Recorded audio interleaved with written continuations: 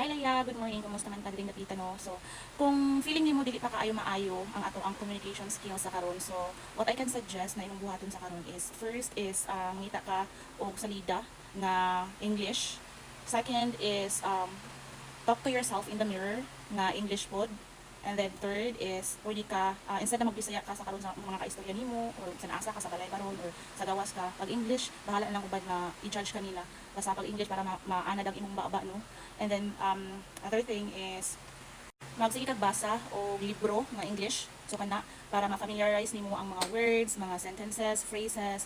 So kung nakay listdan na mga words nga litokon at least ma-familiarize na nimo maanad na ka mag-istorya. And then another thing is pwede kang mag-memorize og usa ka, let's just say for example isa ka kanang paragraph, bahalag mubo lang na so balik-balikon lang na nimo siya.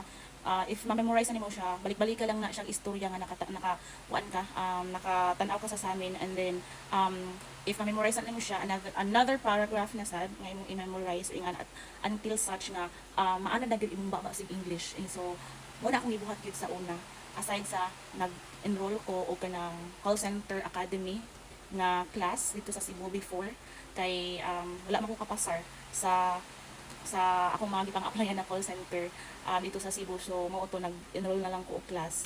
So aside nag-enroll ko is mo to mo na akong gibuhat. Hope it helps. Another thing di ay if ever imo na siyang nabuhat, feeling mo is makaya-kaya nimo mag-istorya. So pwede tang magkuan one-on-one coaching, Therese, and then magkuan ta Q&A. And then pwede ta ka i-refer sa amo sa among company kay hiring man ni Permi. That's it.